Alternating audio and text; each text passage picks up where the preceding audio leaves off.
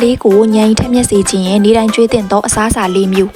ခလေးတွေညံကောင်းဖို့ဆိုတာ flash ကတ်တွေပြနေအောင်စာတွေတင်းကျပ်ခိုင်းနေအောင်နဲ့မရပါဘူး။အုံနောက်ရဲ့ဒီဆောက်ပုံကိုအရင်ဆုံးနားလည်ဖို့လိုပါတယ်။ခလေးရဲ့အုံနောက်ထဲကအာယုံကြောလေးတွေကိုရက်စစ်ဝါယာကြိုးလေးတွေလိုမြင်ကြည့်ပါ။ဝါယာကြိုးတွေမှာအပြင်ကနေ rubber ဆွတ်မဖုံးထားရင်လျှက်စစ်တွေပေါက်ထွက်ပြီး short ဖြစ်တယ်လို့ပဲခလေးအုံနောက်မှာကျမကြီးနဲ့ညီညွတ်တဲ့အစီတက်တွေမရှိရင်သူတို့ရဲ့အာယုံကြောလေးတွေဟာအလုံးလုံးနှိကွေးသွားပြီးမှတ်ဉဏ်တွေပျောက်ဆုံးတာခဏခဏကြီးကြစိတ်တူတာတွေဖြစ်လာတတ်ပါတယ်။ဒါကြောင့်ဝါယာကြိုးလေးတွေကိုရာဘာဆွတ်ဖုံးပေးတယ်လို့ခလေးအုံနောက်ကိုကာကွယ်ပြီးညံရီကိုနှစ်ဆမြန်စီမဲ့တဘာဝစူပါဖူးလေးမျိုးကိုမိတ်ဆက်ပေးပြရစီ။နံပါတ်1ထောပတ်တီခလေးအုံနောက်ရဲ့60%ကိုအစီအနဲ့ဖွဲ့စည်းထားတာပါထောပတ်တီမှာပါဝင်တဲ့အစီဓာတ်ဟာအာယုံကြောလေးတွေကိုဖုံးအုပ်ပေးမယ်မိုင်လင်းလို့ခေါ်တဲ့အလွှာလေးကိုထူထဲလာစေပါတယ်ဒီအလွှာလေးထူလေးလေးခလေးရဲ့စဉ်းစားတွေးခေါ်နိုင်စွမ်းကအမြန်ဆန်လေးပါပဲ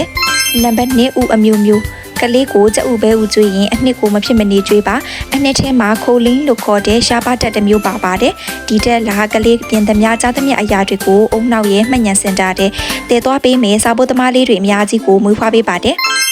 နံပါတ်3ငါဆယ်မွန်တူနာနဲ့ရေချိုငါးတချို့မှာအိုမီဂါ3 DHA အများကြီးပါပါတယ်ဒါအပြင်အုံနောက်ရောင်ရမ်းမှုကိုကျဆင်းစေလို့ကလေးတွေအာယုံစူးစိုက်မှုပိုကောင်းလာစေပါတယ်